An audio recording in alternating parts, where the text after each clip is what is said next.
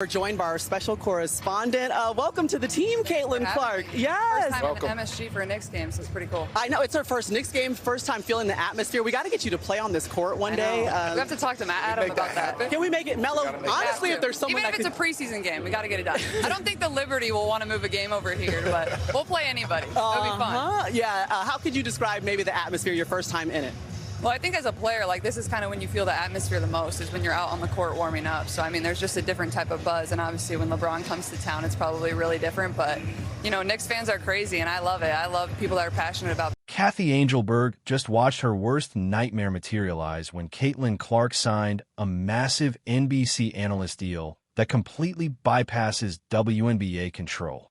Reports confirm the commissioner had a meltdown, made hostile phone calls to Clark's agents, and literally called her a traitor behind closed doors. While the WNBA drowns in labor negotiations and potential strikes, their biggest star just secured generational wealth analyzing men's basketball instead. Do you think Caitlin Clark signing with NBC is genius business, or betraying the WNBA during their biggest crisis? Drop your honest take below. The Knicks taking center stage here for the 302nd overall meeting, and for the first time ever, we've got basketball night in America, the first Sunday in February, and we're joined by our special correspondent. Welcome to the team, Caitlin Clark. Yes. First time in MSG for a Knicks game, so it's pretty cool. I know, it's our first Knicks game, first time feeling the atmosphere. We got to get you to play on this court one day. We have to talk to Adam about that. Can we make it mellow? Honestly, if there's someone Even if it's a preseason game, we got to get it done. I don't think the Liberty will want to move a game over here, but we'll play anybody. It'll be fun. Yeah. How could you describe maybe the atmosphere your first time in it? Well, I think as a player, like, this is kind of when you feel the atmosphere the most, is when you're out on the court warming up. So, I mean, there's just a different type of buzz. And obviously when LeBron comes to town, it's probably really different. But, you know, Knicks fans are crazy, and I love it. I love people that are passionate. Let's establish the timeline immediately, because the sequence of events here is absolutely devastating for the WNBA. The league is currently in the middle of its worst labor crisis in history. The collective bargaining agreement expires in October 2025. Players are threatening to sit out the entire 2026 season if they don't get better salaries, improved travel conditions, and a larger revenue share. Negotiations have hit a complete dead end, with both sides dug into their positions. Commissioner Cathy Engelbert is desperately trying to hold everything together. She's managing furious players, nervous sponsors, and team owners who are terrified about potential financial losses if the season gets canceled.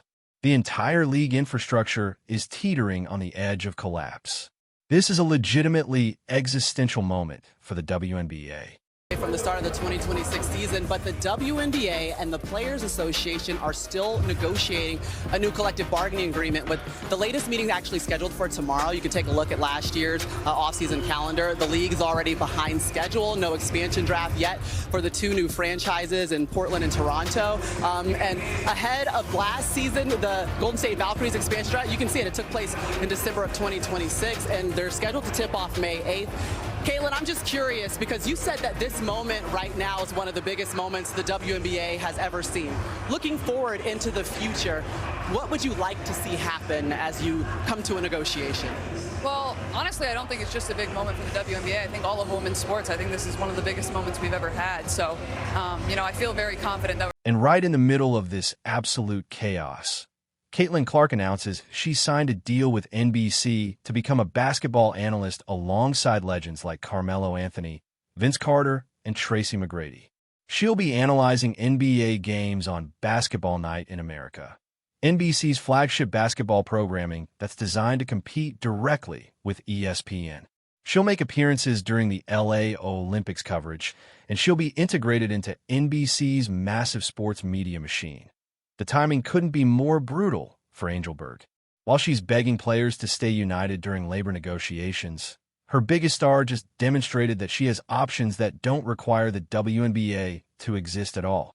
While she's trying to convince sponsors that the league is stable and viable, Caitlin just proved that her marketability transcends women's basketball entirely. Put on the floor, so we need to be able to continue to do that. And I know everybody's working really hard. There's a meeting tomorrow that's super important, and I truly do believe we're going to get something done here in the next couple weeks. But like you said, I mean, there's a lot of boxes that we still need to check. We've added two new teams. I mean, there's going to be more players than ever, and then we have to get into free agency, then have a normal draft as well. So there's a lot of things left to do, but I really do feel confident that both sides. Reports from sources close to the WNBA front office describe the scene inside headquarters with one word: meltdown. Allegedly, there were screaming matches, hysterical phone calls, and one specific accusation that keeps getting repeated: traitor. Engelbert reportedly made a hostile phone call to Caitlin's agents the moment the news leaked. The tone was described as furious and accusatory. She allegedly claimed that Caitlin was undermining the league, distracting from critical labor negotiations, and abandoning her fellow players during their most important fight. The commissioner apparently believes that Caitlin owes the WNBA her complete loyalty and should be focused exclusively on supporting the players' union, rather than building her personal media brand. This perspective is genuinely delusional for multiple reasons, but let's start with the most obvious one. What exactly has the WNBA done to earn Caitlin Clark's loyalty? Caitlin Clark, I'm curious though, because one of the things he said was like, I'm thinking in my mind, let's keep them quiet. Have you gone into a big game with literally that on your mind, like walking into the arena? Well, I feel fortunate enough. A lot of the arenas we go into, a lot of people are cheering for our team, which is pretty nice. Snap. But there are some road games. I think even the Liberty fans, San Francisco, the Valkyries have a great crowd. Like, you want to take them out of it right away. You want to make them call the first time out. I think that's kind of what we always talk about, but that's what makes it fun. And I like what he said. If you're a star, like, these are the games you show up for. And that's really true. Like, these are the games that just mean a little bit more, like MSG on a Sunday night. Like, that's what you get. Rewind to Caitlin's rookie season in 2024. She got physically assaulted on the court game after game. Defenders hip-checked her, elbowed her, and targeted her with obvious intent to injure. The referees mostly ignored it. The league office did nothing. Engelbert never publicly condemned the violence or demanded better officiating. Caitlin was left to fend for herself against coordinated physical attacks designed to intimidate her. Then there was the media campaign for veteran players who called her just hype and suggested she was getting unfair attention. Instead of shutting that down and protecting her investment in the league's biggest star, Engelbert stayed silent. She let the narrative fester that Caitlin was overrated and didn't deserve the recognition she was receiving. The Olympic snub was possibly the most egregious failure. The entire world demanded Caitlin's inclusion on Team USA for the Paris Olympics. She was the most popular basketball player in America. Her presence would have driven massive viewership and international interest. But the selection committee passed her over with flimsy excuses about team chemistry and experience. Engelbert could have intervened or, at minimum, advocated publicly for her inclusion. She didn't.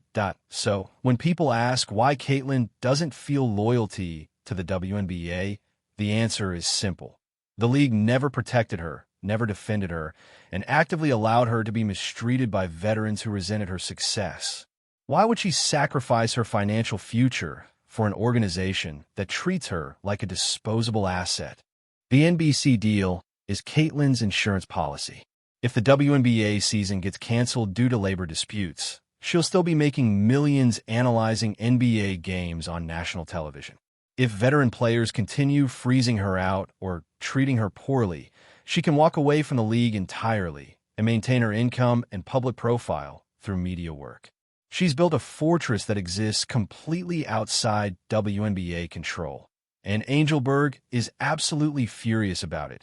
But here's what makes this situation particularly damaging for the commissioner. The WNBA turned a profit for the first time in league history during the 2024 season. That profit was driven almost entirely by Caitlin Clark. Her games drew unprecedented television ratings. Her jersey sales shattered records. Arenas sold out when the Indiana Fever came to town. Sponsors signed deals specifically because they wanted association with Caitlin's star power. Engelbert knows that Caitlin is the golden goose. Lose her, and the league goes back to operating at massive losses and struggling for relevance. But instead of making Caitlin feel valued and protected, The league allowed her to be brutalized physically and socially. And now she's escaped to NBC, where she'll be treated like the generational talent she actually is. The reported use of the word traitor reveals everything about how Engelbert views this situation. In her mind, Caitlin belongs to the WNBA. She owes the league her career, her platform, and her loyalty. The fact that she would sign a major media deal without clearing it through the commissioner's office first is viewed as betrayal. But that perspective is fundamentally backwards.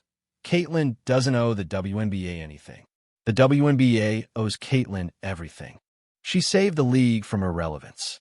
She brought mainstream attention that transformed the business model. She proved that women's basketball can generate profit if marketed properly around the right star. And instead of being grateful, Engelbert is calling her a traitor. The jealousy from veteran players adds another toxic layer. Diana Taurasi, Breanna Stewart, and other established stars have spent their entire careers trying to get a fraction of the mainstream media respect that Caitlin just secured. They've done countless interviews, promotional appearances, and advocacy work trying to elevate women's basketball. And then this rookie, who hasn't even completed 2 full professional seasons, leapfrogs all of them to land the dream job that most athletes only get after retirement. That resentment is going to poison locker room dynamics if the WNBA season actually happens. But here's the difference now. Caitlin doesn't need their approval anymore. She tried being a good teammate during her rookie year. She tried winning over the veterans and fitting into the established hierarchy. It didn't work. They resented her anyway. So now she's operating on a completely different level. And if they want to freeze her out of plays or treat her poorly, she can walk away to her NBC career without losing anything. Nia Collier, vice president of the Players Association, reportedly exposed some of Engelbert's private comments during internal meetings. According to Collier, Engelbert explicitly told players that Caitlin should be grateful to the WNBA for her endorsement opportunities. The commissioner apparently argued that Nike and Gatorade only signed Caitlin because of the platform the league provided.